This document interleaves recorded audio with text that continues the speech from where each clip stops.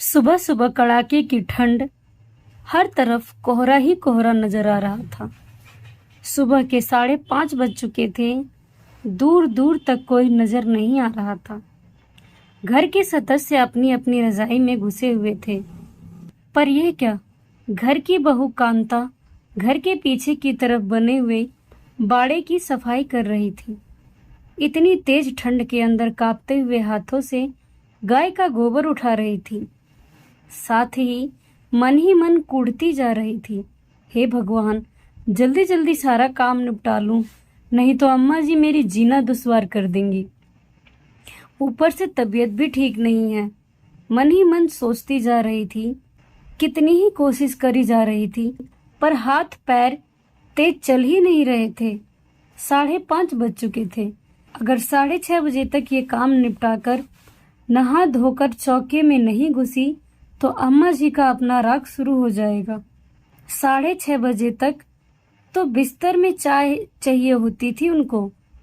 पति माधव को भी उसी समय जागना होता है। उसके बाद वही बिस्तर पर बैठे बैठे फरमान जारी करती रहेंगी। 6:30 बजे तक माधव का टिफिन भी तैयार करना होता है। आखिर नौकरी के लिए रोज शहर जो जाना पड़ता है। शादी को अभी 7 ही महीने हुए हैं।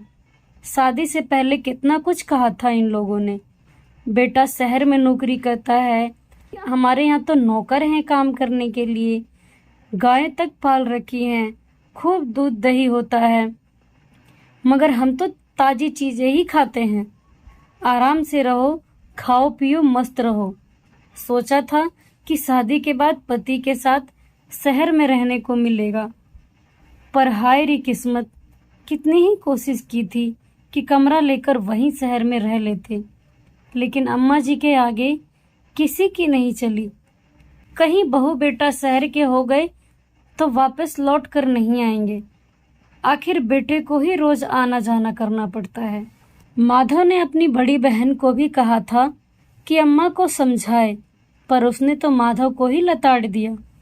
औरत के आते ही अपनी अम्मा को अपने से अलग करना चाहता है। शर्म नहीं आती तुझे? इकलौता बेटा है आखिर अम्मा का। अम्मा भी चाहती है कि बेटा बहू उसकी सेवा करे, पर आजकल के लोगों को तो अकेले आसमान में उड़ने का शौक है। इसके आगे माधव कुछ नहीं कह पाया और कांता मन महसूस कर रह गई। इसमें भी अम्मा जी और उनकी बेटी मालती दोनों का फायदा है। यहाँ अम्मा जी को कोई काम नहीं करना पड़ता, बस बैठे बैठे ऑर्डर देती रहती हैं। वहाँ मालती के घर पर रोज फ्री का दूध दही पहुँच जाता है, तो उसे क्या परेशानी। ऊपर से 2-2 गाय और पाल रखी है। पहले तो नौकर लगा रखा था, पर अब कांता के आने के बाद उसे भी हटा दिया। अब तो अम्मा जी पीछे बाड़े में आकर देखती भी नहीं। अम्मा जी ने जितनी शादी के पहले कहा था, उन सब के ढोल के पोल तो अब पता चल रहे थे। जैसे तैसे काम निपटा कर नहा धोकर कांता रसोई घर में चाय बना रही थी कि अम्मा जी की आवाज आई, अरे ओ महारानी, सो गई क्या? आज चाय मिलेगी कि नहीं? बस अम्मा जी ला रहे हैं। कहकर कांता ने 2 कप में चाय डाली और अम्मा जी को देने चली गई। अम्मा जी, आपकी चाय। हमें तो लगा था कि आज हमें चाय नसीब नहीं होगी। कितनी देर लगा दी। जाकर माधव को भी चाय दे दे, और खबरदार उसके पास बात करने बैठ गई तो समय व्यर्थ हो जाएगा। उधर मालती भी इंतजार करती होगी। पति के पास कब बैठना है और कब नहीं, यह भी अब अम्मा जी डिसाइड करेंगी। मन ही मन कूदती हुई कांता माधव को चाय देने चली गई और फटाफट काम करने लगी। इतने में फिर अम्मा जी की आवाज आई, बहू, बर्तनों को धोकर ही उसमें दूध डालना। मालती ने कहा है उसकी सास आने वाली है, बर्तन बिल्कुल साफ सुथरे होने चाहिए। हाँ, हम तो गंदगी में ही रहते हैं ना, कांता मन ही मन बड़बड़ाती हुई बोली। अम्मा जी, बर्तन तो रात को ही धो दिए थे। रात को बर्तन धोकर रखी तो क्या बर्तन फिर से धो लें? काम करते ही जोर आता है क्या? और सुन, सारा दूध डाल देना, और वो दही जमा रखा है वो भी अलग केतली में डाल दे। दूसरी गाय बीमार होने के चक्कर में रोज एक ही गाय से दूध मिल रहा है। वहाँ शहर में तो कहाँ ताजी चीजें खाने को मिलती होगी उसे। यह सुनकर कांता के हाथ जहाँ काम कर रहे थे वहीं रुक गए। मन ही मन सोचने लगी, सारा दूध भेजने के लिए कह रही हैं, फिर तो घर में कुछ भी नहीं बचेगा। फिर मेरी तबीयत भी ठीक नहीं रहती। डॉक्टर तक ने मुझे दूध लेने को कहा है। इतना काम करने के बावजूद भी मुझे कुछ भी खाने पीने को नहीं मिलता। माधव और अम्मा जी तो अभी नाश्ते के साथ एक गिलास दूध का गटक लेंगे, पर मेरा क्या? मुझे तो चाय भी नहीं पीने देती। कहती हैं कि चाय पीकर रसोई में काम करेगी तो रसोई जूठी हो जाएगी। आखिर हिम्मत करके अम्मा के पास गई तो देखा अम्मा जी मोबाइल पर बात कर रही थी। कांता को दरवाजे पर खड़ा देखकर बोली, अरे तो अभी तक यहीं खड़ी है? जल्दी से दूध केतली में डाल, वहाँ मालती दूध का इंतजार कर रही है। देख, उसका फोन भी आ गया। आखिर हिम्मत कर कांता बोली, पर अम्मा जी सारा दूध भेज देंगे तो घर के लिए दूध नहीं बच पाएगा। अब क्या करना दूध का? नाश्ते में तो सब दूध ले ही लेंगे, और कोई मेहमान आए तो पड़ोसी की दुकान से मोल ले आएंगे।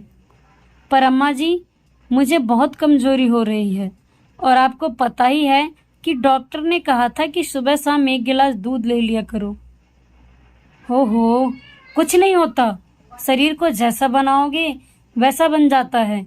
इसलिए काम चोरी छोड़ के जरा जल्दी जल्दी हाथ पैर चलाओ ताकि शरीर मजबूत बने। और वैसे भी मेरी बच्ची के दूध पे नजर मत मार। भला कभी सुना है कि बहुओं को भी दोनों टाइम दूध पीने को मिलता है? अम्मा ने अपने मोबाइल स्पीकर चालू कर दिया। ले सुन मालती, आजकल की बहुओं के नखरे। अरे अम्मा, अपनी बहू से तो पूछो कि उसके मायके दूध दही की नदियां बहती थी क्या? अरे ससुराल में ऐसो आराम मिल रहा है तो सिर पर चढ़कर नाच रही है। जरा संभाल के रखना, महारानी की तरह जिंदगी जीने की आदत हो गई है उसे। कहकर मालती जोर जोर से हंसने लगी। कांता को अभी भी वहां खड़ा देखकर अम्मा जी बोली, अब भी कुछ सुनना है क्या? जाकर अपना काम कर। उस समय तो कांता ने कुछ नहीं कहा, चुपचाप रसोई में जाकर दूध दही केतली में डालकर दे दिए। लेकिन दिमाग में उसके बहुत कुछ चल रहा था। पूरे दिन का काम यूं ही चलता रहा। शाम को अम्मा अपनी आस पड़ोस की महिला मंडली के साथ बैठी पंचायत कर रही थी कि उसी समय मालती का फोन आया। यह क्या अम्मा, तुमने गाय मेरे घर क्यों भेज दी? कौन सी गाय? कैसी बात कर रही है तू? अरे वही गाय जो रामदीन काका मेरे घर के सामने बांधकर चले गए। अरे मैं तो घर पर भी नहीं थी। पीछे से मेरी सास मना करती रही, लेकिन रामदीन काका बोले अब मैं गाय लेकर कहाँ जाऊंगा। मुझे तो आज ही शहर अपनी बिटिया के घर ही रुकना है। इसलिए वो मेरे घर के बाहर बांधकर चले गए। माधव को भेजकर अभी के अभी गाय वापस लेकर जाओ। यहाँ आस पड़ोस में मेरा अच्छा खासा तमाशा हो गया है। ऊपर से मेरे ससुराल वाले भी नाराज हैं। मालती ने बोलकर फोन बंद कर दिया। इधर अम्मा उठकर बाड़े की तरफ भागी। देखा तो गाय थी ही नहीं। कांता को आवाज देती देती अम्मा जी घर में आई। अरे ओ बहू, बाड़े में से गाय कहाँ गई? मालती जी के घर। तेरी हिम्मत कैसी हुई गाय को यहाँ से वहाँ भेजने की? उधर मालती को कितनी बातें सुननी पड़ रही हैं। अंदाजा भी है तुझे? जितनी बातें आप दोनों मिलकर मुझे सुनाती हैं उससे तो कम ही सुननी पड़ रही होगी। तेरी हिम्मत कैसी हुई गाय को शहर भेजने की? अभी तो मैं बैठी हूँ, तू कौन होती है फैसला लेने वाली? वो क्या है ना अम्मा जी, दूध दही खाए ननद रानी और गोबर उठाए बहू रानी। ये बात कुछ जच नहीं रही थी। इसलिए जब रामदीन काका आए और बोले, बिटिया शहर जा रहा हूँ टेम्पो लेकर, कोई सामान मालती के यहाँ भिजवाना हो तो बता दे।